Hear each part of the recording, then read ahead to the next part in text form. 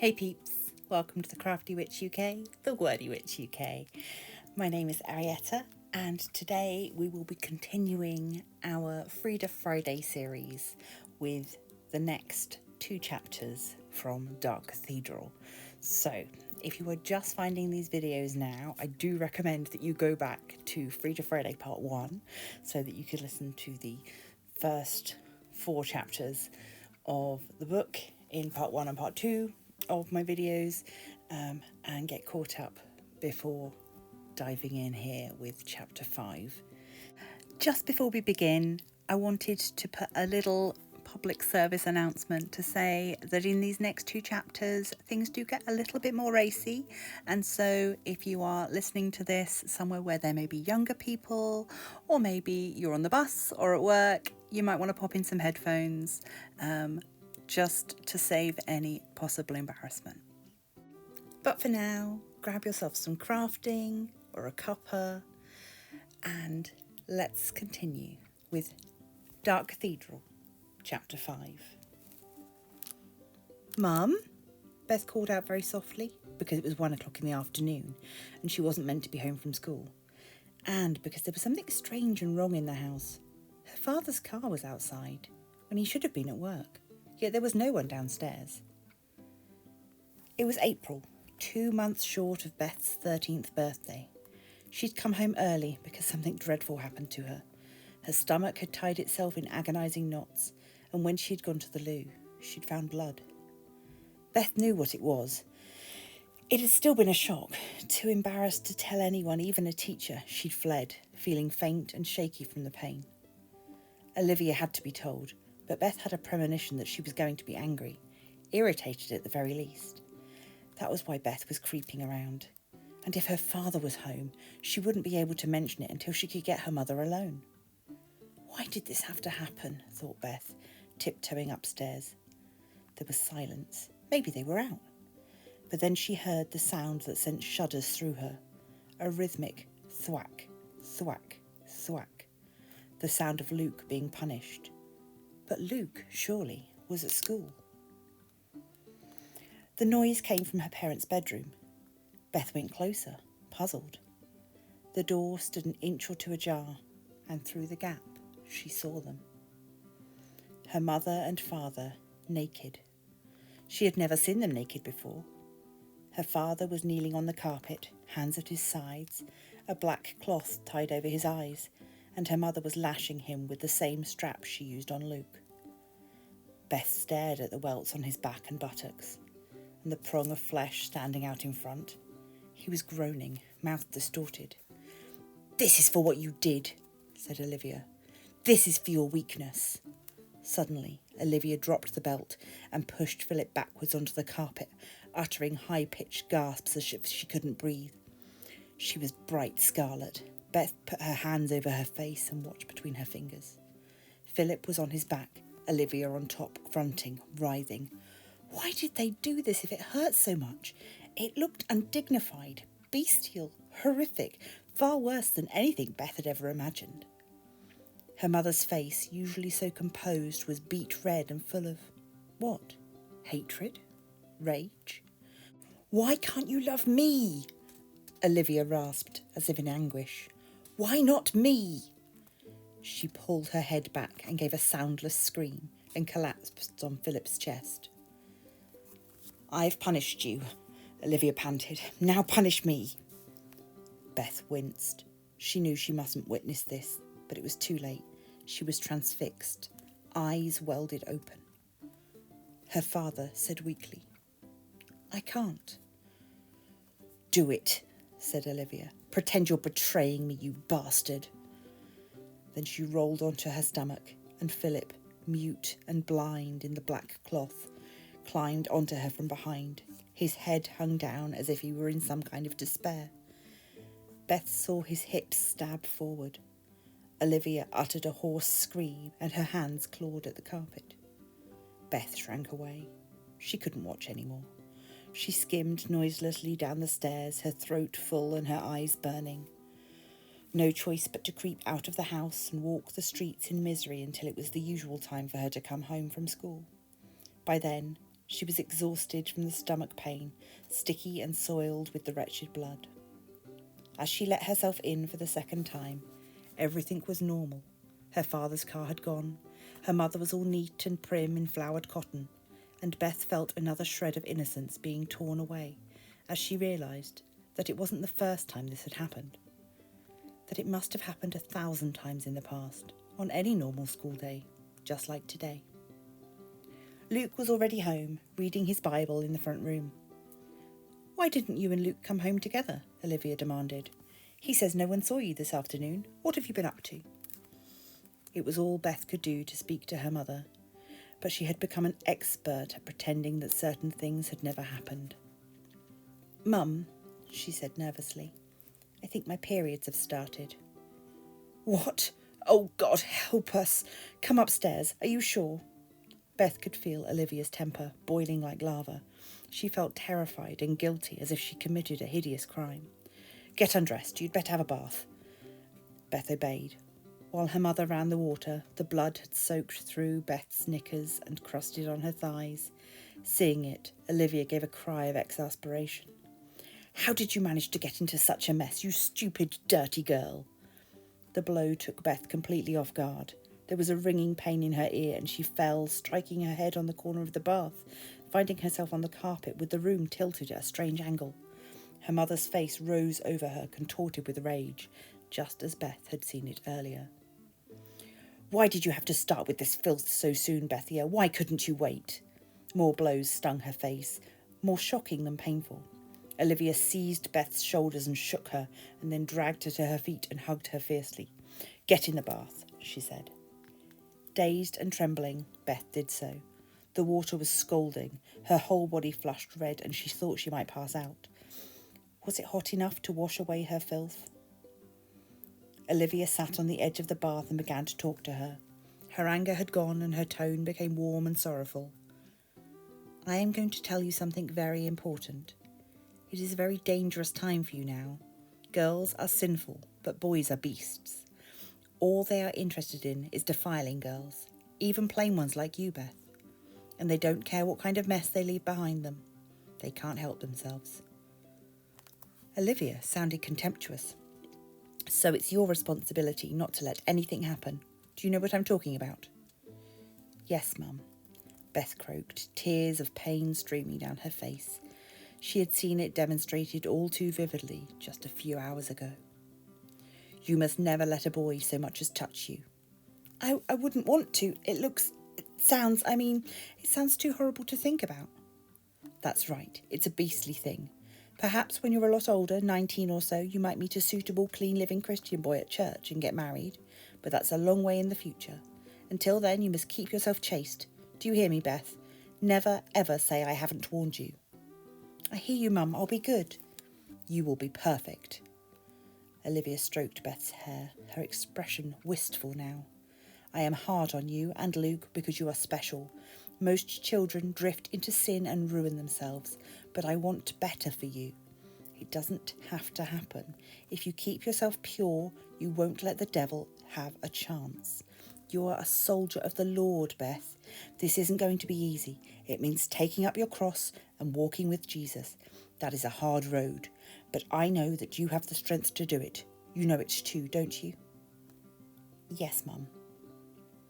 As Beth rose out of the water, Olivia wrapped her in a towel and pressed her hand over Beth's abdomen. "This body is born in sin and filth. We can't help that, but we can change it. You have to work at driving out the filth and become a temple of the Holy Spirit. You can do it, and you will." The command burned from Olivia's eyes into Beth's. "I let you stay with your grandmother once a year because I trust you. My trust isn't earned easily, Beth. Don't let me down." "I won't," Beth said, heat rushing to her face. "I won't."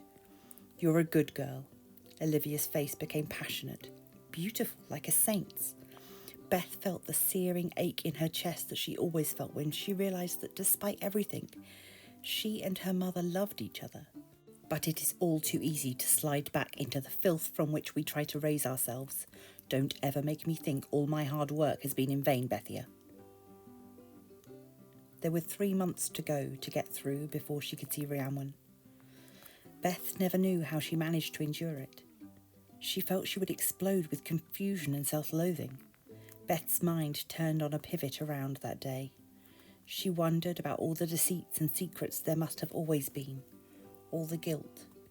No wonder they must pray constantly for forgiveness when there was so much sin, even in her parents. She didn't know what it had meant when her mother screamed at her father, "Pretend you're betraying me!" Didn't want to know, or even to guess. And her mother's face haunted her, words stinging like blows.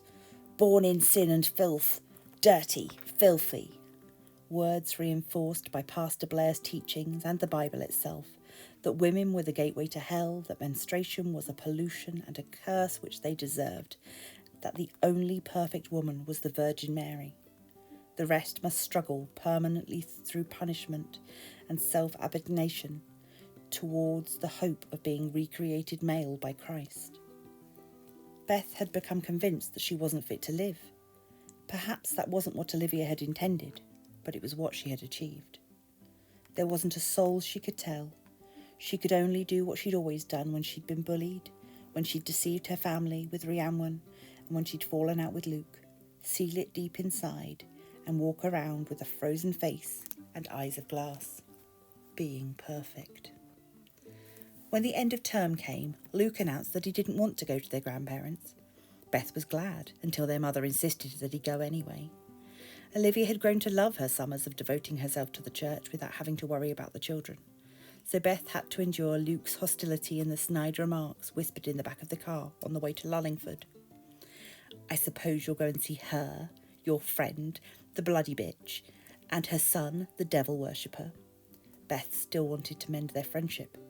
"She was as nice as anything to you. I don't know how you can talk about her like that. She's just an ordinary person who had an argument with Mum once." Luke had changed a lot in a year. He'd increased dramatically in height and grown a shell of arrogance and secrecy. Beth had preferred the nervous, clingy little boy. At least he had loved her. "You're stupid, Beth," he said. "The devil is nice, and he offers you everything. That's how he gets hold of you. You've gone to the devil, Beth." "No, I haven't." "They're Satanists. Their son admitted it. You think he was joking, but he wasn't." "I wish you'd shut up about it," she whispered, annoyed. She was afraid their parents would hear, but the car engine drowned their voices. "I don't care what you do," Luke said offhandedly. "I won't tell on you. Don't worry. I don't have to. Your sins will find you out." And then he smiled, and he looked 30 years old, not 12. The summer was relentlessly hot and dry, swimming in a heat haze.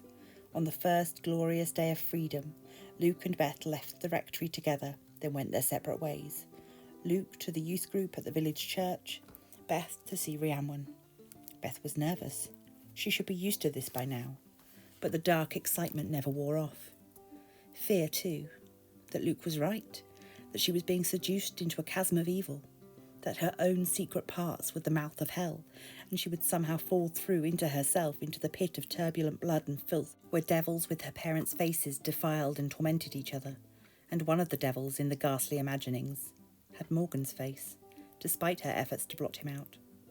Still, her excitement had the edge on her fear. It was Rhiannon she wanted to see, not Morgan.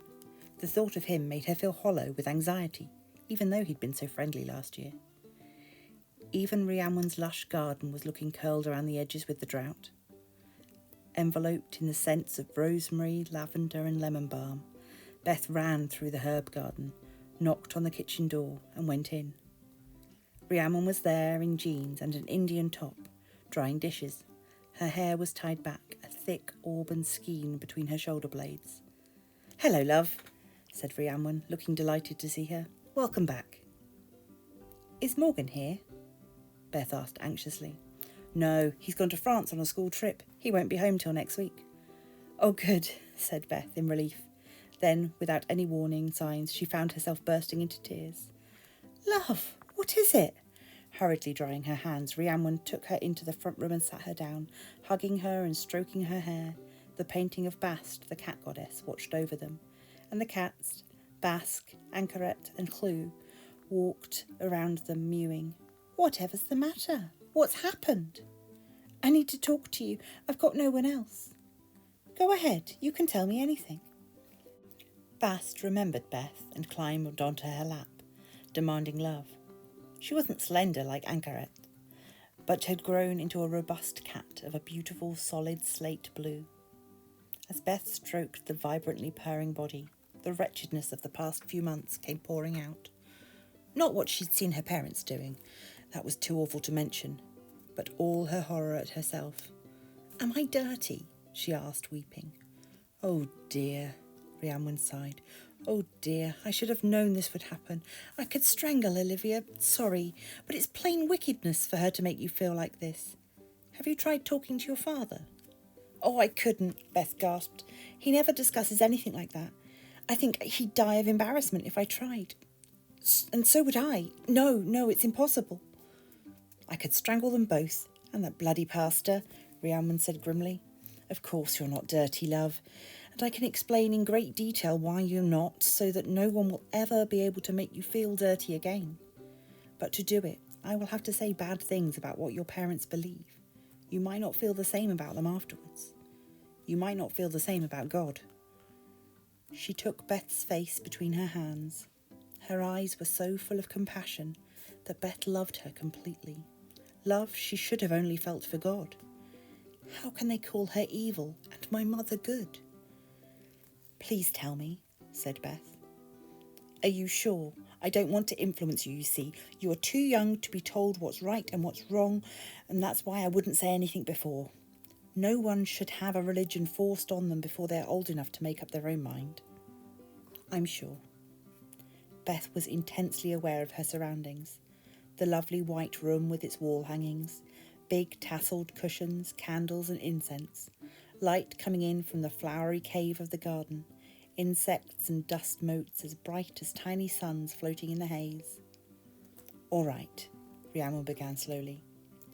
"I have sympathy for the Christian myth. It was like the last noble blaze of the vegetation deity against the world that was already a desert of hatred. But I've no sympathy for the religious fascists it spawned. That goes for most other religions too, and all the harm they've done down the ages. Oh, there's nothing wrong with being taught to love, to be kind, to think of others before yourself and all that. But Christians don't have a monopoly on kindness and common sense. It's the baggage that goes with it that's so destructive. For thousands of years before other religions came into being, people worshipped a goddess, the mother of all living. Have you heard of her?" "There were goddesses when we did Greek and Roman myths at school," said Beth. "Oh, far too late. They were already destroying her then, splitting her into smaller parts to take her power away. But the great goddess is far older than your god. If you had lived between 5,000 and 200,000 years ago, a girl's first menstruation would have been cause for celebration, because in those days, women's bodies were considered sacred. Women had power. They were priestesses, lawmakers, inventors and healers. Such an embodiment of the goddess. After all, our blood miraculously produces life, so it made sense to visualize a goddess giving birth to the world. Sex wasn't shameful. It was a natural, ecstatic communion with the goddess. It was only when male-dominated religions took over that sex, menstruation and childbirth were twisted to appear sinful and punishing. That's where the wickedness lies, Beth, not in our bodies." "But why would they want to do that?" Beth said, indignant. "Fear. Only women had the power to produce life, as if by magic. Men were afraid of their power, their sexuality, their mysteries. A mother is the all-powerful figure in a child's life. A daughter can become a mother and in turn, but a son cannot. The women induce desire and loss of control, and again, women are there at the end of life, the nurse, the funerary priestess. Women live on the shadowy boundary of the dying and the not yet born. So they became identified with death in men's eyes. And men don't like to be reminded of death. They want to live forever. So what do you do if you fear something? You dominate it, you belittle it, you make it seem small and dirty, and even better, you make it believe those horrible things about itself. Men learned to use weapons for killing each other. instead of for hunting, and from breeding cattle they discovered their own role in producing children. Then there was no stopping them. It was probably political, replacing the goddess with a warlike god to stir people up to go out and conquer their neighbours. The Old Testament is full of it, the followers of the new god trying to suppress goddess worship, not because it was evil, but because it was a threat. It was all about power, see? And that's the way they've carried on, these male religions. Show me a church and I'll show you a man puffed up with power and wealth and a monopoly on the truth. Rhiannon sounded disgusted. Beth thought of Pastor Blair. True, she thought. Whether she exists or not, the idea of the goddess was based on reality. The waxing and the waning moon, the rhythm of the day, the cycle of the year, her triple form represents the life of a real woman. Maiden, mother, crone. Initiation, achievement, wisdom. But God is a spirit who is separate from nature, abstract, illogical. The goddess was completely identified with nature. So the process of obliterating her meant despising matter, nature, and flesh as corrupt and evil. Spirit, male and good, flesh, female and bad. The hatred of women that spills from biblical writers and supposed saints isn't logical, it's pathological. Some saw the Holy Spirit as female. The early church put a stop to that. Nothing sacred was allowed to be female anymore, an utter distortion of reality. Goddess worship didn't seek to obliterate the male in the same way. Everyone was sacred in her eyes. She had a consort, the horned god, her son and lover. He wasn't a violent god. He represented strength, gentleness, fertility. Every year he was sacrificed to bring new life. Every year reborn in the spring. Does he sound evil? I don't think so, said Beth. No, but the church turned him into the devil. That's what they call propaganda. Why? So they could make theirs the only true belief. So they could gather all the money, knowledge and power and land to themselves. The great thing about the Bible is that it's so contradictory, it can be twisted to mean anything. Picture it. The church would hold meetings, decide on an official policy, and then rush out and burn as heretic anyone who disagreed with them. The only difference these days is that they can't burn you, just criticise you and patronise you, warp your self-image and make you despise yourself. But the goddess whose son is sacrificed and rises again, does that sound familiar? It wasn't original, the story of Jesus. It was age-old. Mary was all that remained of the great goddess, with her sexuality and her power removed, a passive vessel. But she was once the goddess. God, her consort and her son, the corn king, the death and rebirth of the year. There was no Adam and Eve and no fall, Beth. You can believe it if you like, but I don't. It was invented to explain death and sin and to prove women's inferiority by blaming death and sin on her. But reading between the lines, you find the story of men and women being severed from their roots in the earth. The serpent wasn't Satan. She was the goddess of wisdom, trying to win Eve back to the old ways. But the new jealous God wouldn't allow mankind the wisdom of the goddess.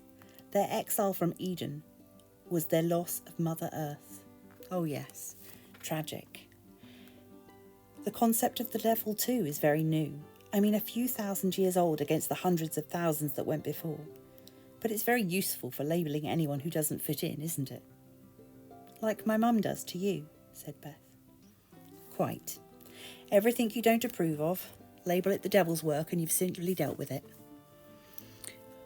We've had a supposed age of reason since the 18th century, but some people still have the same stereotyped ideas about witches and black magic. The idea of heaven and hell is useful too, for making people believe. Everyone likes to think they can live forever. But have you wondered how a loving God can condemn his own creations to suffer for eternity? Well, yes. Good, said Rhiannon, as if this were a sign that Beth still had a mind of her own. In the personality of God, you can see the personality of the men who invented him. Jealous, absolute, life, death, judgment. But in the goddess's eyes, life is cyclic. It doesn't go in a straight line. The spirit can't be separated from the flesh. Nature's sacred. Our bodies are sacred. Death is only part of the cycle. It's not to be feared. Sex isn't wrong. Childbirth isn't a punishment, and Eve did not bring death into the world. Therefore, no reason for females to hang their heads in shame. All the illogical goes away. Make any sense? Beth nodded. Is this what witches believe? Well, this witch does. You've noticed I don't wear a black hat or cast spells. It's a different way of looking at things, that's all.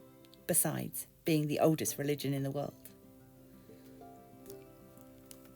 I don't need Jesus, however wise and kind he was, to save me from sins that don't exist. But to know that there's no saviour, that's all up to you. That's not comfortable. Your religion labels me a devil worshipper. But I can't possibly be, because he's an invention of your religion, not mine. It's a logical impossibility for me to worship him. Beth broke in. But my mum and the people at our church, they really believe it. They're always on about Satan being at large in the world. Anyway, people behave worse when they don't believe in God, not better. Rhiannon sighed. Because they've been cut off from their goddess, then abandoned, she said softly. They don't know what to believe. The church has spent centuries killing it. People are comfortable with what they know. Anything different is alien. Men see women, like natives see foreigners, as other. Only the elite qualify to be saved. Only us. All the nasty others can go in the pit. Maybe you think I'm alien because I'm Welsh, and when you get to heaven there won't be any Welsh people there.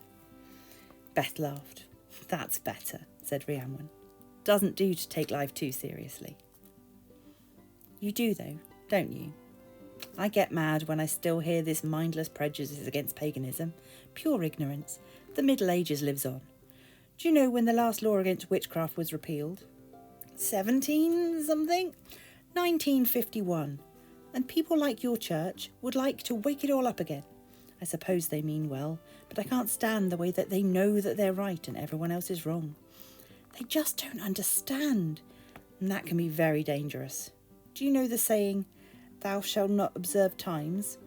It means don't respect the cycles of nature, despise the earth and worship instead some disembodied god.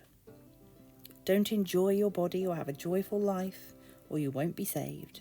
Treat women like shit. Treat yourself like shit. Talk about society shooting itself in the foot. It's the biggest mistake mankind has ever made. Rhiannon gazed out of the window inside herself, seeming to forget Beth was there. I don't think we'll ever recover. She got up and went into the kitchen. Beth stayed where she was with the cats, on her own, and she cried again. But the tears were a clear stream now, not red sobs of agony. She felt worn out, but she felt cleansed. Yes, it made sense. She knew that there was no sin in bleeding or in being female. And she was beginning to feel very angry at the church for making her feel unclean. Rhiannon came back with glasses of apple juice. How you feeling, love? I'm not sure, said Beth. Did you ever tell my mother this? I tried, Rhiannon said. She thought I was talking bollocks. Oh well. Beth almost spilt her apple juice. Recovering herself, she said, Rhiannon, if my mother and the pastor could be wrong about this, how can I be sure of anything they tell me? You can't, said Rhiannon. That's why you have to learn to make up your own mind. That's too much for some people, of course. They need to be told this is true and that is false, because they can't think for themselves. But you can, Beth. You won't be a child forever. In 5 years' time, you'll be able to do and think exactly what you want. You don't know my mother, said Beth hopelessly. Oh, I do. In sudden despair, Beth said, But how am I going to get through another 5 years of church after what you've told me? Because if I tell her I've stopped believing, she will kill me. A memory came to her. There was a girl at school, about 17, who tried to leave the church. Pastor Blair had said she was possessed. We all had to go round to her house and pray over her. She looked terrified, like she was trapped. It was horrible. What happened? She repented, but a few weeks later she had a nervous breakdown and she went into hospital. We never saw her again. That won't happen to you. Rhiannon looked sad, her eyes full of concern, and yet she seemed to be smiling a little. After Beth had gone home, Rhiannon thought about her for a long time. A tall, slender girl with glossy, deep brown hair, leaf green eyes, an oval, serious face with infinite potential for kindness and beauty. Rhiannon, as always, had felt delighted to see her. Seeing her only once a year, the changes were marked, her increase in height, and now the curves of her hips, her breasts budding. Well, I've told her now, Rhiannon thought. I didn't mean it to be so soon, but she needed it. And I saw every word fly to its mark just as I knew it would. Rhiannon loved Beth. She wanted to see her free and happy, walking proudly through life instead of weighed down by religious neuroses. Oh, but the sweetness of taking her away from Olivia. That was purely vindictive pleasure. Rhiannon was aware of her own duality, compassion edged with cruelty. She didn't see it as a problem. She accepted the crone's power to destroy as well as to create.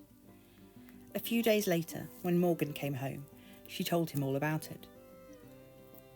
Beth's mother told her one sensible thing in a roundabout way, Rhiannon concluded, which was not to start having sex too young. Good for her, Morgan said expressionlessly. I hope I don't have to say this again, but you will behave properly, won't you? I know you and Beth get on well. I don't want to treat you like children by refusing to trust you. On the other hand, I must know I can trust you. Imagine you're her older brother. Protect her. Of course I will, Morgan said indignantly. What do you think I am? Well, love, you seem to be getting a reputation. It's all lies, he said. I heard you had quite a talk with my mother, said Morgan. He was looking golden, athletic, and taller than ever as they walked through the woods. Beth was intensely aware of him physically. She tried not to be, but she couldn't help it.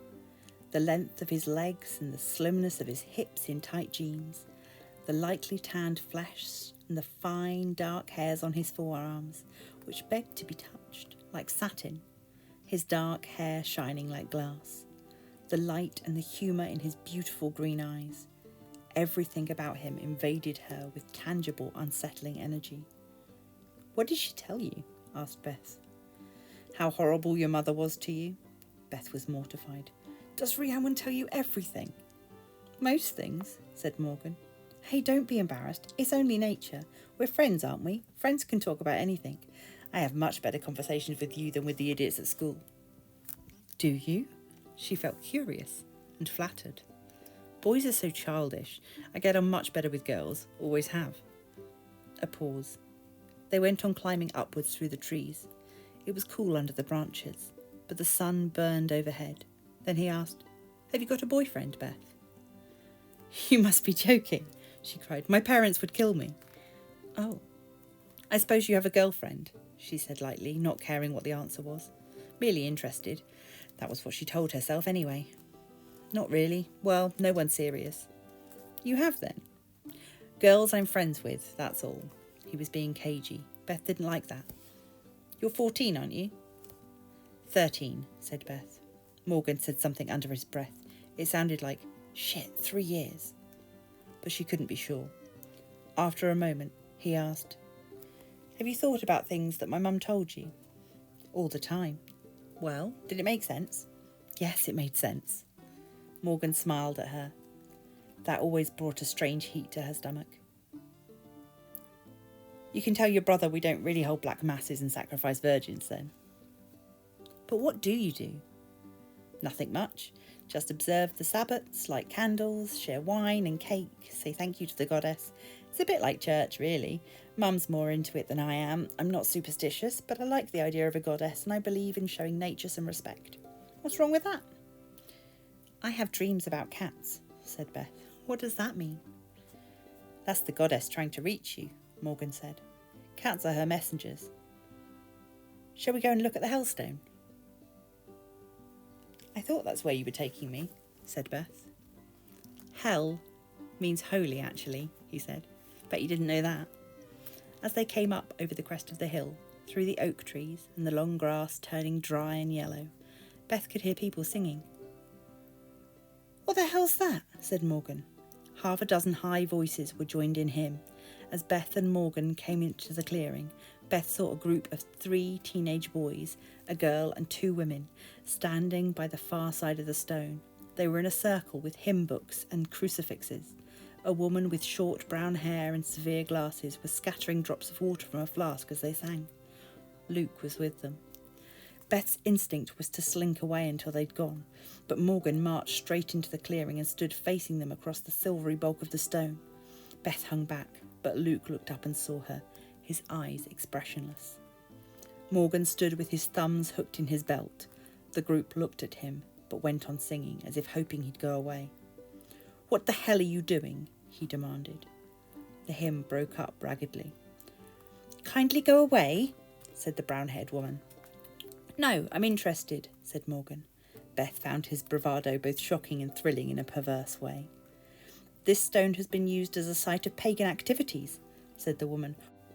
"We're exorcising the evil influences." "Sanctifying the area," added the second woman, who was hugely overweight, with white blonde hair in a ponytail and white eyelashes. "Well, you can just fuck off," said Morgan. There was a horrified silence. Beth heard Luke say, "He's one of them." The white blonde woman gave Morgan a look of hard contempt. "You are a very ignorant, silly young man. Don't interfere with what you don't understand." "You're the ones who don't understand." Morgan jumped up on the stone and walked towards them. Beth held her breath. She saw his narrow, gilded figure on the hellstone, saw the faces of the hymn singers frozen with disgust, and then she saw shadows looming through the trees, ghost shapes that shouldn't be there, dark, transparent, overblown, towering over the humans. They were a procession, filling the clearing, lumbering animalistic figures, swathed in flapping cloaks with horns and antlers upswept to pierce the sky. Beth shrank down in the grass, transfixed. Time had stopped turning as delicately as a music box ballerina. Nothing seemed to move except the flow of shadow figures.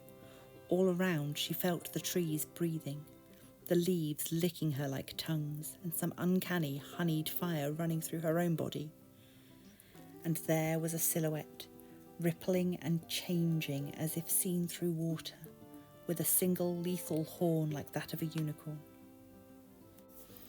In the burning heat of day, the dry grass turned crisp as frost, and the hellstone to solid ice. Beth was in a fire, burning, but everything else was black winter. The world shook itself and the vision was over. It had happened between one breath and the next.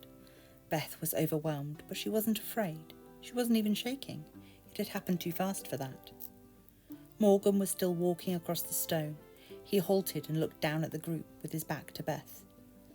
"Have you the faintest idea what you're meddling with?" he said. And then softly, "If you have any sense, you'll quit. Go on, fuck off." Beth didn't know what they'd seen in his face or sensed in the glade, but she saw their expressions change. Sudden doubt, consternation, panic. Clutching their hymn books, crosses and holy water, they began to hurry away into the woods on the other side, glancing back at Morgan and muttering angrily amongst themselves. Morgan came back to Beth and jumped down, looking pleased with themselves. "They won't come back in a hurry, stupid prats. I suppose Luke brought them up here." Beth could hardly speak. Did you feel cold or see something?" "What? Shadows? People with horns?" "No, Beth. Did you?" She swallowed hard. "It's nothing. I must have imagined it. I shouldn't have told you about the good folk. I didn't expect you to start seeing them." He sat down on the edge of the stone and put his arm round her waist so she would sit down beside him. "Never let a boy touch you," Olivia had said in her mind. But the touch was impersonal, and he took his hand away as soon as she had sat down. The stone was baking hot, the air heavy and hay-scented. "You okay, Beth?" "Yes, fine." "I'm sorry about that, but I can't stand these people. They call us superstitious." "But there is something here, Beth, and it will take more than them to drive it away. You saw it, didn't you? And they felt it. Scared 'em shitless." Beth felt annoyed by his apparent callousness. "You needn't have been so rude. I expect they're just like most of the people at my church, kind and well-intentioned and a bit lost." You said it. Lost. It's a crutch. Saves them from having to think for themselves. I suppose you know everything. Don't be daft. He touched her shoulder. Only briefly, as if to try and stop himself. I wasn't getting at you. I didn't mean to upset you, Beth. I'm sorry. It's okay. Morgan leaned back on one elbow, but she remained sitting up. He said, I wish you'd talk to me. I am talking to you. No, I mean, I wish you'd tell me what's inside your head. Why? She said, mildly horrified. You fascinate me, Beth. Your mother thinks you're one thing, but you're not. You're a mystery. You're one of us, really. You ought to run away and live with us. Beth shivered in spite of the heat. Don't be silly. I think my mum would have liked to have had a daughter. She keeps telling me to treat you like a baby sister. Anyway, do I treat you like a sister? Yeah, of course. Morgan looked at her with irises all green gold flame, like a cat's. It isn't getting any easier, I can tell you. Beth's whole body flushed from cold to burning hot, because she had felt safe with him, and suddenly she didn't anymore. Chapter 6. The Fourth Summer. When Beth arrived with her parents, they found Heather in the kitchen cleaning a shotgun on a table covered with newspaper and oily rags. Bloody rabbits all over the paddock, Heather said by way of explanation. Make yourselves at home. Put the kettle on the Arga, Beth, while I finish this. There's a dear. Beth's grandfather came in and immediately took her father for a stroll in the garden. Beth watched them through the window. Two aloof, handsome men without much in common, she thought, but their aversion to hearing her mother and grandmother bickering. Where's Luke? Heather asked. He wanted to stay home this time, said Olivia, so I let him. We've got lots of new people at church and Luke's helping to organise a group for the children. The change in him this year has been remarkable. He's grown up so much. The Lord is really working through him now. Terrific, said Heather, squinting down the gun barrels. Shame to see the children have grown apart, though. Luke had never said a word to Beth about the incident at the Hellstone last year. He hadn't needed to. The glowering looks he had given her afterwards had been extremely eloquent. He was becoming ever more involved at church, so Beth left him to it. She didn't want to know why she sometimes heard him laughing through the bedroom wall at night. She was simply relieved that this year, at last, she had been allowed to come to her grandparents alone. Well, it isn't healthy the way Luke used to cling to Beth all the time, Olivia said brusquely. They should be devoting themselves to God, not to each other. Said Heather. Beth thought they were going to start arguing, but Olivia said, I must wash my hands, and left the room. Beth thought of her guilty secret and was glad her mother couldn't read her mind.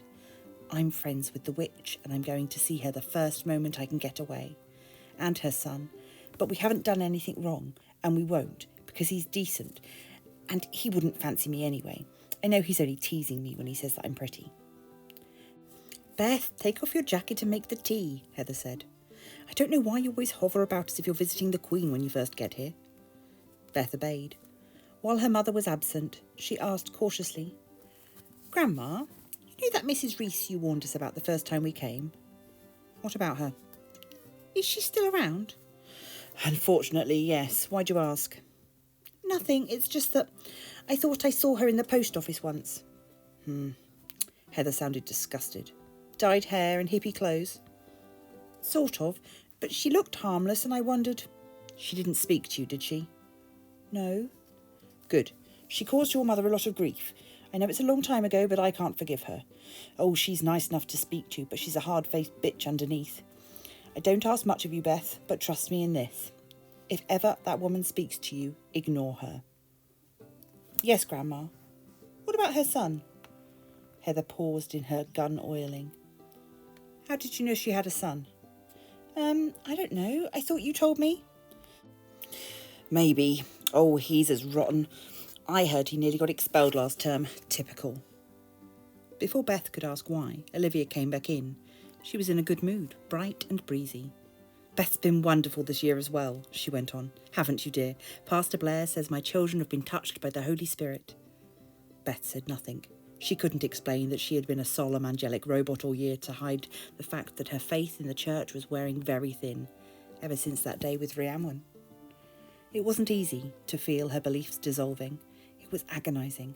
Between Rhiannon's gentle common sense and the pastor's strident conviction, Beth was still swimming in chaos. Perhaps other teenagers dealt with it by having screaming arguments with their parents or even leaving home. But that wasn't Beth's way. The worse she felt, the more deeply she buried it. "I've been thinking," said Olivia, putting an arm around Beth's shoulders, "and the Lord has given me a very clear message. This is going to be your last stay with your grandparents." Beth was horrified, but managed to hide it. "Why?" "You're growing up. You have work to do at the church. You can't waste 7 weeks each summer." Luke started without me even having to ask him.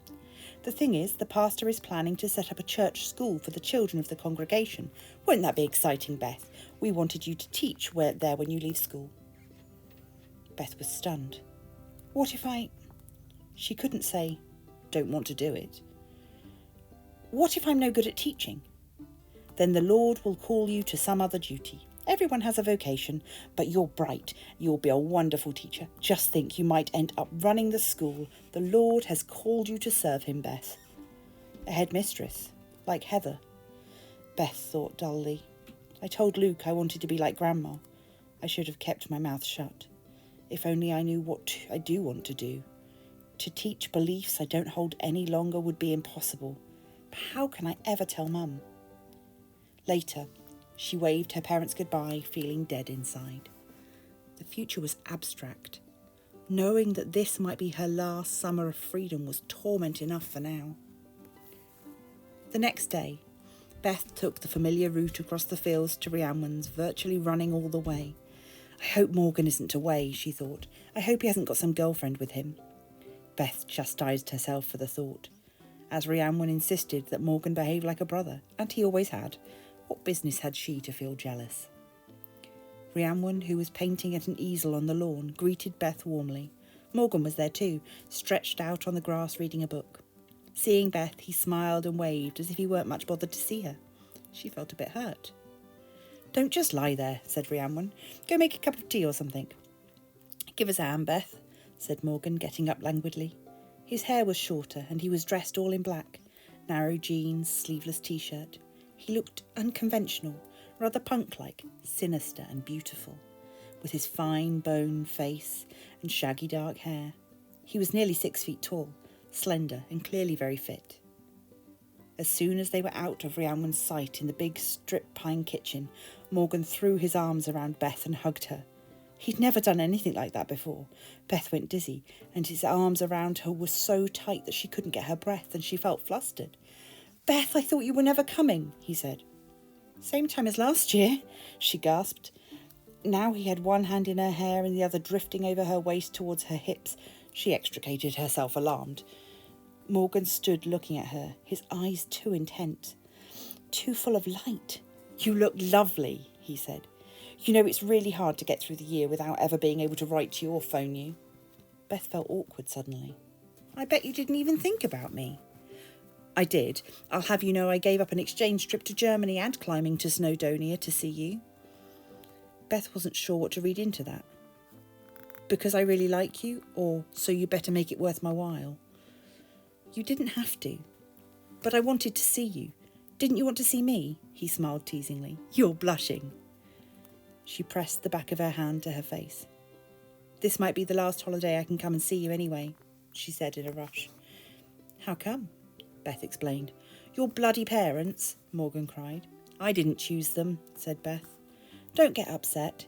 He slid his hand around her shoulders and kissed her cheek, and his touch felt anything but brotherly. "You're here now. Let's make the best of it. There's this beautiful place we can go for a bike ride." Morgan let go of her rather suddenly, and Beth realised that Rhiannon was in the doorway. "Put Beth down, Morgan," Rhiannon said sternly. She was half joking, but she meant it. "Her mother's upset her again. I was comforting her." "All right, but if you ever forget what I told you," she pointed at a beam where bunches of herbs were pinned up to dry, "I'll nail you up there to make table decorations." "Is it true you nearly got expelled?" Beth asked. "Who told you that?" Morgan exclaimed. They had cycled 5 miles along the country lanes, Beth having borrowed Rhiannon's bicycle, and now they'd left the bikes in a gateway and were climbing a long hillside, hedgerow, bees and flies droning in swathes of golden heat. The scents of moist earth and sun-baked greenery were making her dizzy with pleasure. Morgan was holding Beth's hand. She was so stunned and flattered that he liked her, she couldn't resist. Anyway, she didn't really think he would try anything else. He was too sensible to disobey Rhiannon. His hand felt affectionate and strong. She was rather shocked to find out how wonderful it felt. My gran told me. She would, he sighed. It was nothing, a misunderstanding. That's why I didn't get expelled. He halted suddenly and kissed her lightly on the mouth. Beth's nerves leapt. She knew it was wrong, but she didn't want to stop him. Sorry, he said, walking on again. Mum keeps on about treating you like a sister, but it's hard, if you know what I mean. Beth tried not to think about what he meant. Not far now, he said. The view from the top is worth the walk.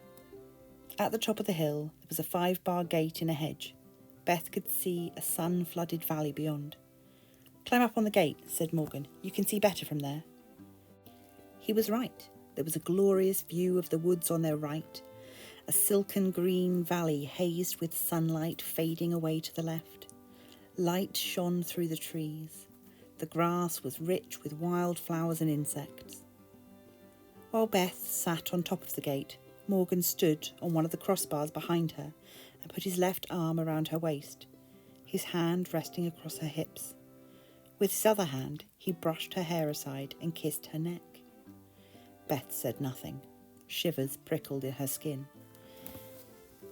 As he stood holding her, with his chest pressed to her back and his chin on her shoulder, she was acutely aware of the heat and insistent tension of his body against hers, a need so strong he was almost trembling.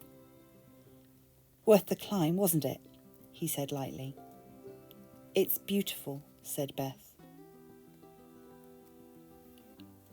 Now what do I do? She thought wildly. I can't move without pushing him away, but I shouldn't let him do this. There was a small sun dancing about in her chest. She knew perfectly well what Morgan wanted, though she tried to deny it, telling herself he was just being friendly. But Beth wanted something too. She loved the warmth of his hands on her, his energetic presence, the clean smell of his hair.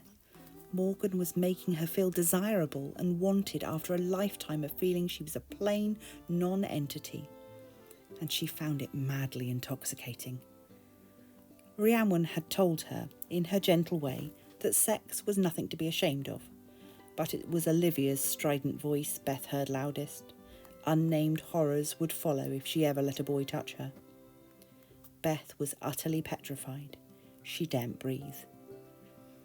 The hand on her stomach slid lower, and then the fine, strong fingers probed gently between her thighs. You shouldn't do that, Beth said. Don't you like it? Morgan had the sweetest expression. Yes, I like it, but you shouldn't do it. I know. I'll stop if you tell me to. He took his hand away, and then he leaned around her, turned her slightly towards him, and kissed her.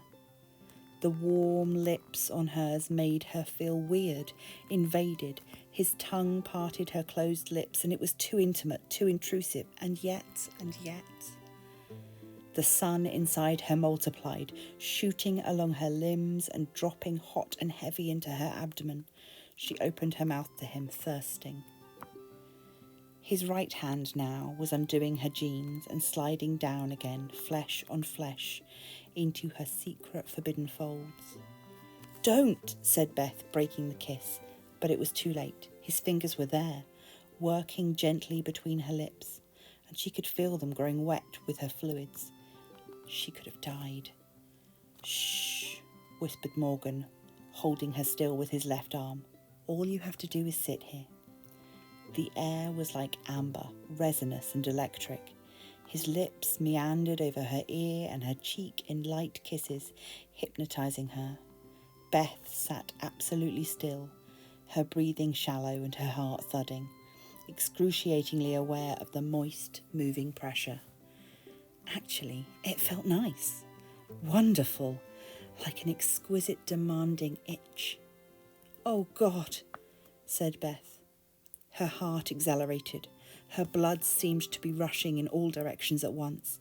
And then the sun exploded and she was on a golden thread, flying, dangling, caught. Beth turned her face into Morgan's shoulder and sobbed for breath. She was trembling all over, annihilated. Very gently, Morgan drew his hand away, refastened her jeans and cuddled her.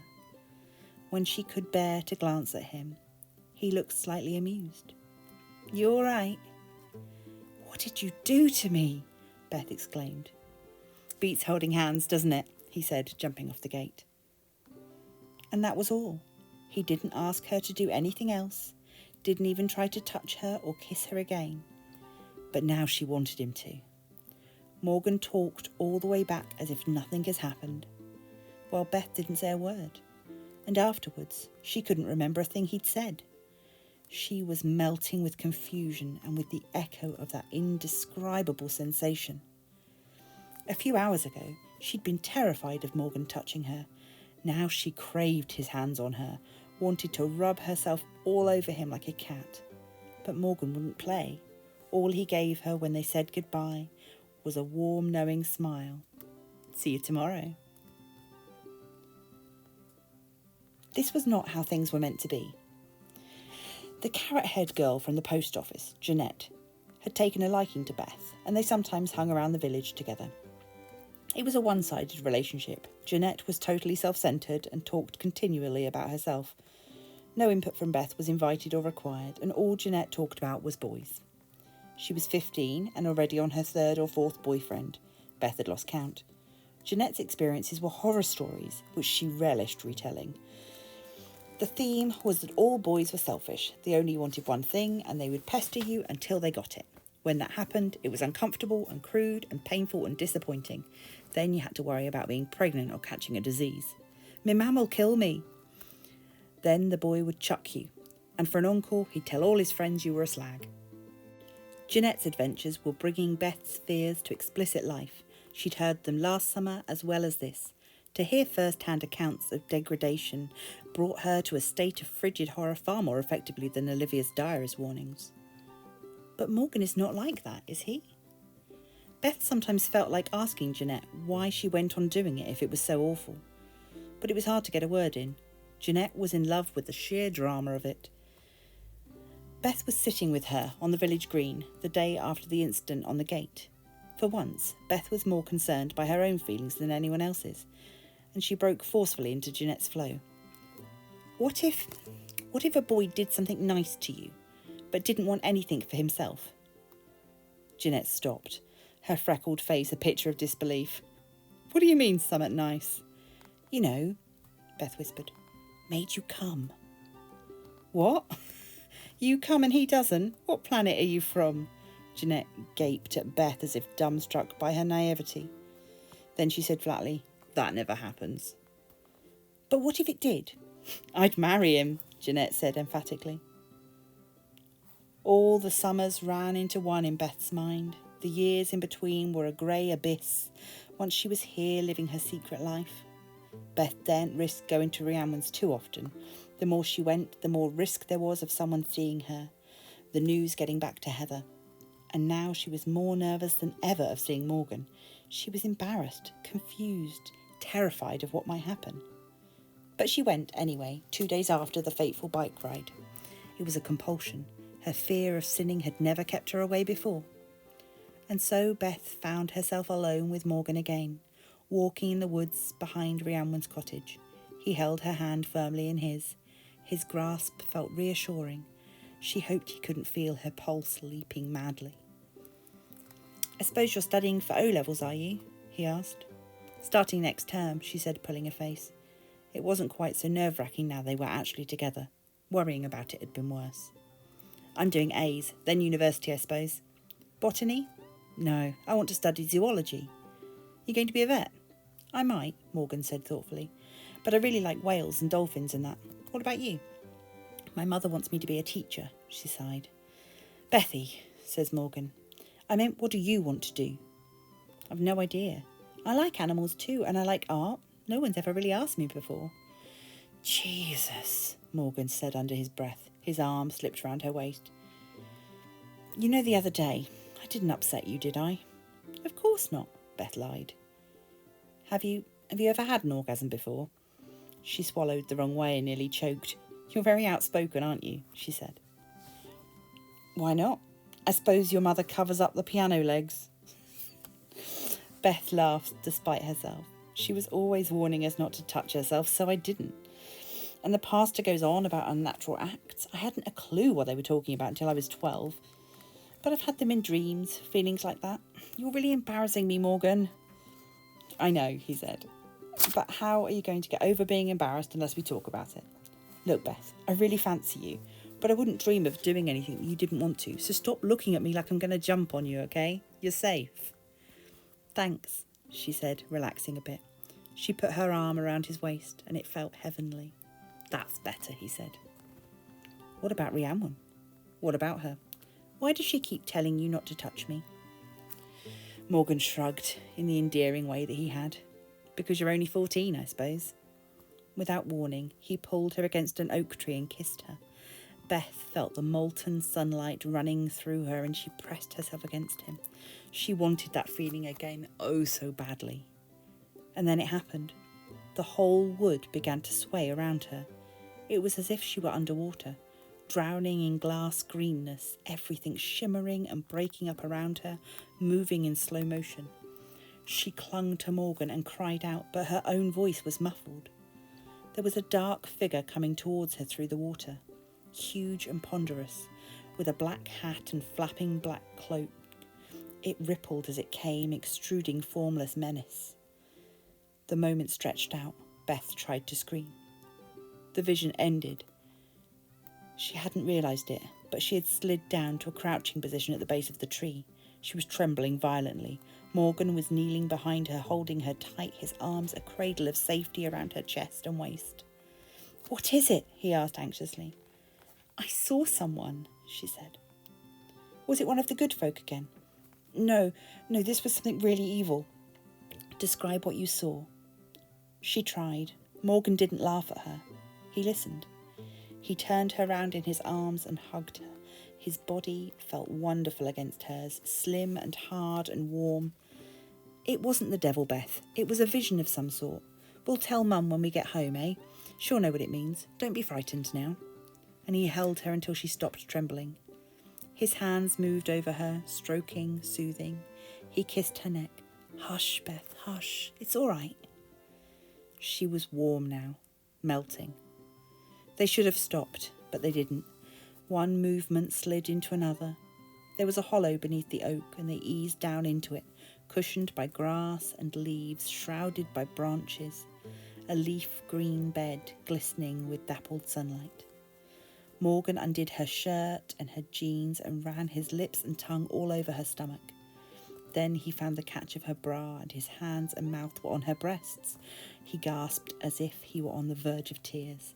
Their legs were entwined, his pelvis hard against hers. "Oh God, I can't wait any longer," Morgan breathed. He pulled his t-shirt over his head and his hair fluffed out with static like a black halo. Beth was in a hot river, flowing. It was awkward, taking off the rest of their clothes, but the awkwardness didn't matter, didn't last. But the stem of flesh that sprang loose as he dragged off his jeans, that was a shock. It looked red and moist and sticky hard, a fearful totem. But she'd gone too far to stop, and she felt waves of heat and coldness sweep one after the other over her with the enormity of what was going to happen. Yet Beth felt no guilt. She didn't even think about what she'd seen her parents doing. This bore no relation to any horror story she'd heard. It was different. It was the first time in all the universe this had ever happened. Soft, gentle, beautiful and urgent. Morgan's lips and hands on her body, his naked legs between hers. He'd done this before. He knew exactly what he was doing. Exactly. His hand was there, in her folds, making her golden threads sing. "Wait," he whispered. "Must use this." He had a condom. Beth shut her eyes. Didn't want to see what he was doing. Didn't care. Then he was lowering himself between her hips, looking straight into her eyes, his lips parted, his face rapt, worried and breathless just like hers. She felt the domed pressure against her tender innermost lips, painful and electric, breaching a tight barrier, sliding deeper, her virginity gone in a heartbeat. It hurt at first, but her wetness enveloped him, and then it was like silk and satin, urgent, his mouth open on hers, his hair brushing her cheek, an impossible wild rhythm like a dance possessing them both. "It's sacred, Beth," he said in her ear. She felt the explosion overtaking her again, and she clutched him shamelessly as molten sun burst. Much stronger this time, so violent that she cried aloud in sheer amazement. And he wasn't gentle now, but thrusting hard, helplessly pouring his body and soul into her. Beautiful, yes, a fierce beauty that dragged them whirling up into the forest canopy and flung them back, transformed. Then they lay dreaming, green eyes locked. He stayed inside her, moving gently, and she never wanted the melting sweetness of it to stop. "Oh God, Beth," said Morgan, "I think I'm in love with you." Gently rebuttoning Beth's shirt for her and combing her hair with his fingers, Morgan felt passionately happy and pleased with himself. She looked beautifully flushed. She was languorously satisfied and devastated all at once. It felt thrilling to have done that to her, to have broken her shell of self-containment and introduced her to illicit pleasures her parents thought she should never experience, to have changed her forever. If Rhiannon finds out, she'll kill me, he thought. But she won't find out. I know what she said, but I don't care. I wanted this so much. Beth's body was no longer nervously rigid to his touch, but yielding and sensual. She was all over him, actually, and it made him want to laugh. Out of affection, not mockery. Beth was weird, but she fascinated him. She saw things he had only sensed, and there was more going on in her head than she'd ever admit. "Can you act like nothing happened in front of Rhiannon when we go back?" Morgan asked. Her eyes met his, gleaming with apprehension. "I don't think so." "Well, we're going to have to. There's no hurry anyway. I'd rather stay here with you. We'll wait until we've got over it, okay?" "Smile, Beth. Was it that bad?" "It was wonderful," she said softly. "You know perfectly well it was wonderful." "It was the best thing that's ever happened to me," Morgan said sincerely. "But we shouldn't have... Oh, look, God's waiting up there with a thunderbolt. He's got his eye on you, Beth. Don't tease me. By the way, do you always start seeing devils when you're about to do something wicked? Stop it. I'm cruel, I know. Don't feel guilty. No one will ever know." "Well, now I know why people do it, no matter how many times they're told not to." Her mouth, deep coloured with blood, almost formed a smile. Her eyelids fell. Morgan couldn't resist kissing her. This had to happen again. Soon. It had to. "Now you know," he said. Morgan was grateful to a young woman who had told him that the infallible way to seduce a girl was to indulge her desires before his own. "Never make her feel used," she'd said. "Be unselfish, and she'll want you so badly you won't have to twist her arm." Then the young woman had showed him what she meant, several times, until he got it right. And she'd imparted true wisdom. It had been agony that day on the gate, restraining himself while Beth gasped in his arms, but it had been worth it. "Your parents can go to hell, Beth. I've got you now." The dream again. Egyptian cats pacing, inviting Beth to cross the river. Boldly, without doubt, she put her foot on the mirror surface and sank deep underwater. All was green, like Morgan's eyes, full of huge silvery bubbles that rushed up past her as she thrashed and drowned, green with dark clouds like blood in the water. "Once he's got what he wants, he'll despise you," Jeanette's words, harsh and cynical. But the bad dreams and warnings didn't stop her. The next time Beth saw Morgan, she was withdrawn at first, so scared of rejection that she almost wanted to reject him first. But Morgan didn't behave like the boys in the terrible warnings. He was the same as ever, affectionate, teasing, delighted to see her. He soon joked her out of her mood. Rhiannon didn't seem to suspect anything, so Beth relented and went to the woods with him again, as if drugged, and it was even more beautiful than the first time. Heather gave Beth more freedom now she was older. She let Beth ride out alone on whiskey or sent her out to walk the dogs, grateful for someone to exercise the animals. If Beth was on the horse, Morgan would meet her a couple of miles outside the village on his bike. They would go to the hill with the lovely view, tie whiskey up safely and make love between the trees. If they were on foot, though, they'd go to the hollow beneath the oak. That was their place. That was sacred. No one caught them. Beth felt herself opening up to the warm, moist rhythms of nature, transformed by Morgan's touch from an anxious child into a passionate, eager lover. They always used a condom. Morgan was responsible, so Beth felt safe. He said he got them in town, never in the gossipy village. "My mother's been on at me," Morgan said one day as they lay in the long grass on the hill. "She thinks I'm seeing too much of you." "She hasn't guessed, has she?" Beth was alarmed. "No, she's just afraid something might happen." "I'll tell you what, though, she's jealous." "What of?" "She thinks I'm taking her little girl away from her." "I suppose it does look a bit selfish, the way we keep disappearing." "We ought to spend more time with her, if only to lull her suspicions," said Morgan. "But that's why Rhiannon doesn't know that I'm with you today. She thinks I've gone cycling with some school friends." "Funny," said Beth, kissing his smooth, tan chest. "I've been deceiving my mother for years. I never thought you'd have to deceive yours." As they walked home along the narrow lane, Beth leading whiskey and Morgan wheeling his bike so they could hold hands, 5 teenage cyclists skimmed past in the other direction. The leader turned and shouted over his shoulder, "Who is it this time, Reese? Dunno how you do it, you lucky bastard. It'll drop off." Catcalls from the others rose and fell in his wake. "Who were they?" Beth cried. "The prats I was meant to be cycling with." "What did he mean?" "Nothing, he's an idiot. Look, I'm not seeing anyone but you, Beth." She believed him, yet a thorn of insecurity slid under her skin. "I don't really know him," she thought.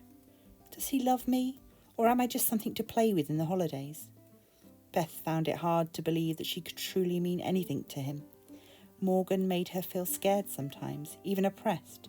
He could be almost too affectionate, too sexual, too intense, seeming to take her devotion for granted.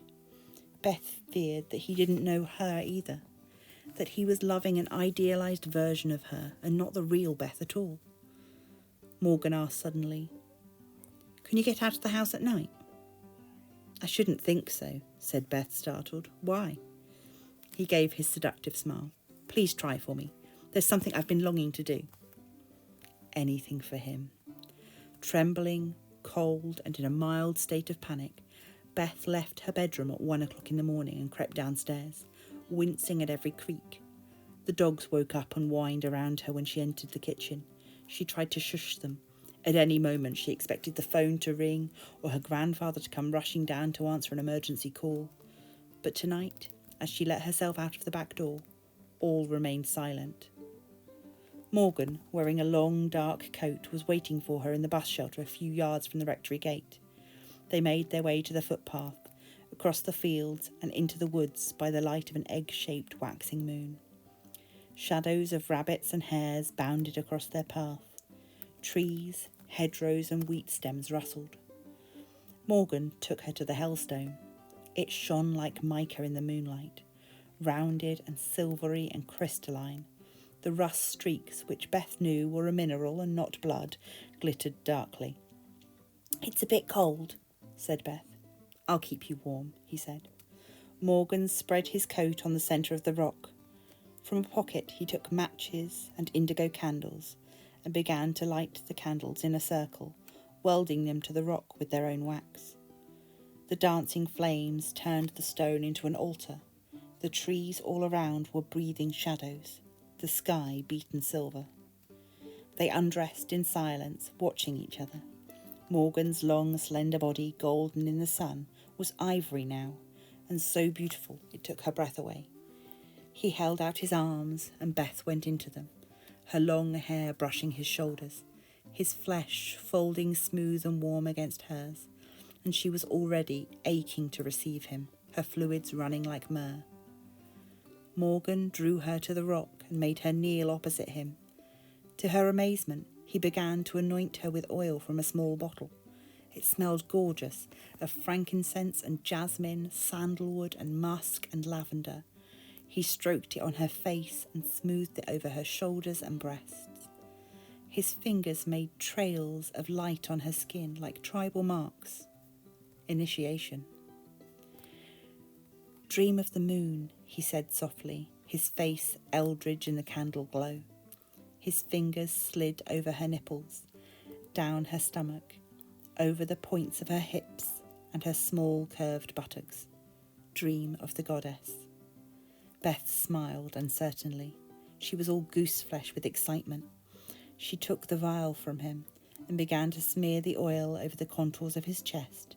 They anointed each other, hands sliding on a scented film. She felt utterly pagan, sensual, animal, everything her mother dreaded. Morgan pulled her down beside him. "Do you believe in God?" he whispered. His oiled hand slid between her legs. "I don't know." She folded her hand around his penis, loving the feel of it, rounded and hard and silky warm in her palm. He gave a soft laugh of pleasure. "Do you believe in the goddess?" "Yes."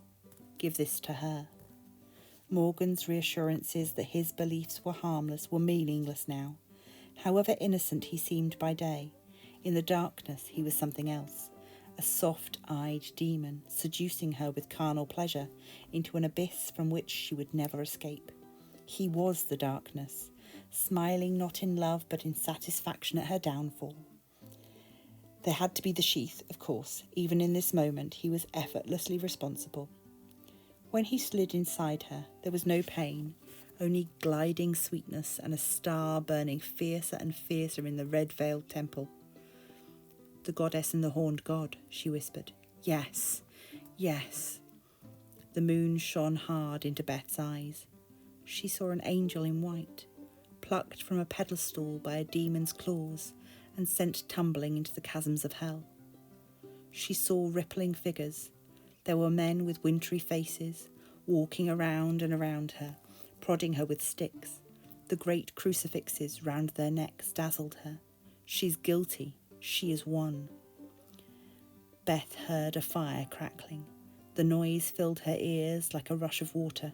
She was burning and drowning and falling and suffocating with cruel mocking eyes all around her, and she heard the distant sounds of someone running, bones breaking, a woman screaming.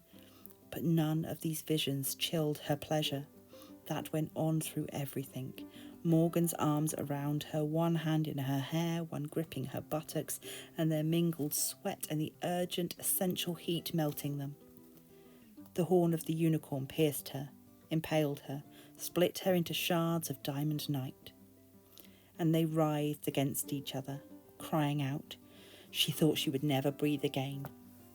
The visions died away with her breath. Then calmness. A huge pair of silver eyes were gazing down on Beth from a dark face, telling her, "All this must come to pass. You can bear it or fall," coalescing into a single eye, the moon. And then she became aware of Morgan kissing her in the hollow of her throat where the sweat and oil had pooled.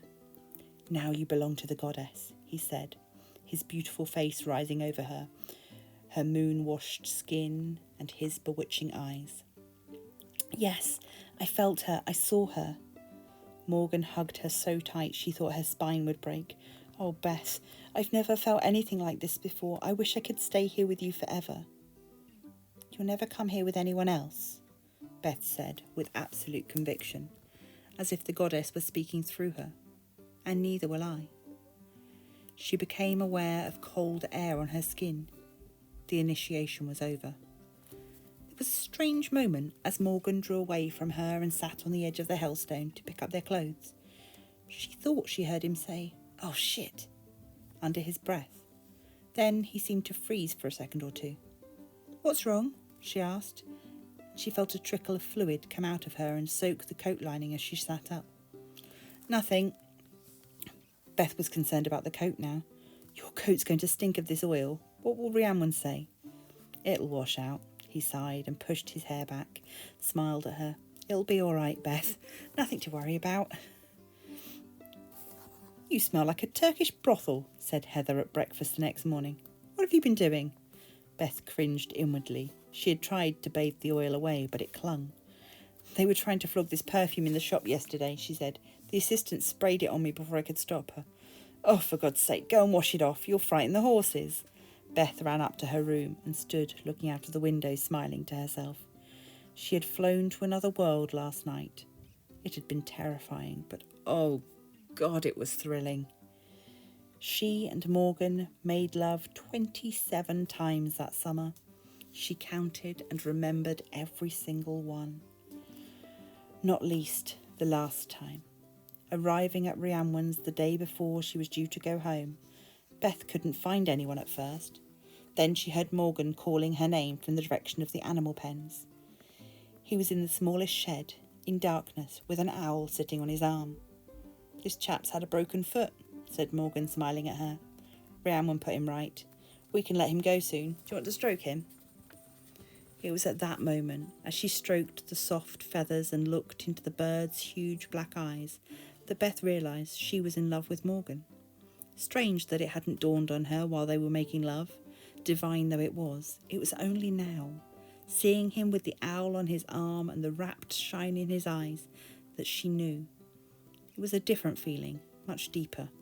The revelation trickled through her from cell to cell like petrol. "Oh God, what are we going to do?" "Good news," he said, putting the owl back in a cage. "Mum's gone shopping in Nottingham with a friend. She won't be back for hours." Morgan took her hand and led her into the house. Beth had never seen his bedroom before. Forbidden territory. Fascinating, because it was like glimpsing a hidden part of his soul. There was a sloping ceiling, ivory-washed walls with posters, mostly dolphins and sports cars, with a couple of rock groups, and a single bed with a patchwork cover. There were shelves of books, a few model cars, a battered teddy bear, half hidden in one corner, but it was surprisingly tidy. "Who's the female?" Beth said, scrutinising the posters. "Sandy Denny, folk singer, and that one's Marilyn Monroe. Don't tell me you don't recognise her." Beth stuck out her tongue at him. "Can I look at your records?" "You can look at anything you like, my dear." She knelt down on the soft, deep green carpet. Some of the artists she'd heard of. Led Zeppelin, David Bowie, The Stranglers, but there were many others here she didn't know. Planksy, Horselips, the sensational Alex Harvey Band, Lou Reed, Dr. Feelgood. "The music of Satan," said Beth, fingering through albums and covers with relish. She was aware that this was an everyday experience for most teenagers, but for her it was like Christmas. She and Morgan seemed to be doing everything the wrong way round. "Decided what you want to listen to?" She pushed the Horselips at him. "The Tane," he said. "Good choice." He put the record on a stereo that sat in the corner of the floor. An eerie electric lament began, evolving into a throbbing rhythm. She had never heard anything like it before. "All these books," she said. "Never mind the books," said Morgan, stretching out on the patchwork cover. "Come here. Of all the strange places we've done it, we've never made love on a bed before. Do you want me to strew some leaves and grass around to make you feel more at home?" Beth made a running leap on him and they wrestled, laughing. "Do you really care about me, Beth?" he breathed into her ear. "Or do you just want me for my body?" It was later, just as she was on the waterfall edge of orgasm, that someone pounded on the front door. Beth couldn't stop. She went flying out over the edge, falling through the silver-sharp foam of ecstasy. But when it faded, she heard the pounding again. She and Morgan both froze. The music had long finished. "Who the hell's that?" he said. "Don't answer it." "But what if it's someone with a cat? I should see what they want. I told Mum I would." Holding their breath, they went to peer out of the window. There were a few moments of silence. Then a man in a suit walked away from the front door along the path, turning and looking back at the upstairs windows as he went. Beth ducked. She thought she would die of shock. "It's my father!" she gasped. "What the hell is he doing here?" "That's your father, is it?" "Has he gone?" "He's getting into a brown Rover. He's turning round in the lane." Morgan exhaled. "He's gone." Beth was shaking and wild eyes. "Had you seen him before?" "Once or twice. I thought he was just some bloke Rhiannon knows. I think his name's Philip. Never made the connection. So that's your dad. Yes, but what would he be doing here? She exclaimed. I've no idea. I've never spoken to him. Rhiannon's never said. I'm sure it doesn't mean anything. He couldn't possibly know you were here, could he? I suppose if Rhiannon knows my mum, she must know my dad as well. I didn't think they were speaking, that's all. It's a mystery to me, Morgan shrugged. Would you rather we got dressed and did something innocuous? No, come back to bed, said Beth. You haven't finished. Doesn't matter. Yes, it does. I don't want you to be unsatisfied. Oh, you're so good to me, Bethy, he said, with a charming, helpless smile. Because it might be the last time, she thought, clinging to him, moved to overwhelming tenderness by the rapture he found in her. The last time. But she couldn't say it. Afterwards, as they lay, satiated with arms and legs tangled up together, Beth had a terrifying sensation that they were not alone. There was a presence with them. She lay, motionless, not daring to breathe, chills sheeting over her. A tiny noise made her jump so violently she banged her hand on the wall. Jumpy, aren't you? Said Morgan, holding her bruised hand. What's wrong? There's someone there, she whispered, looking at the door. Oh my God, he said, and got up and went to the door and turned the knob. Beth's heart tapped wildly at her breastbone. She had no idea who she expected to see. Rhiannon, her father, the devil. Morgan drew back the door a sliver. What insinuated itself through the gap was a slate blue cat. Bast. Jesus, cat, said Morgan. You scared the hell out of us. Bast jumped on the bed. Beth gathered her in her arms, laughing with nervous relief. Oh, your claws! It was holding the cat that made Beth start crying. She'd been all right until then. Morgan sat down by her and put his arms around her. Don't, Beth. I'm going home tomorrow. I don't want to. Shit, I'm fed up with this, Morgan exclaimed with sudden fervour. Beth was alarmed. What, fed up with me? Don't be silly. I mean, I'm sick of having to meet in secret because of our stupid families. I can't wait another year to see you. You only live in Birmingham, for God's sake, not New Zealand. It's bloody ridiculous. It's not my fault, said Beth sharply. Morgan hugged her. Sorry, Beth, I know that. Look, I love you. I can wait. We will be together one day, I promise. Beth wanted to believe it, but she daren't let herself. Life had made her a pessimist. My mother will never let me go willingly. By the time I'm 18 and you're 20, you'll have forgotten me. No, Morgan insisted, kissing her passionately all over her face. Never, never.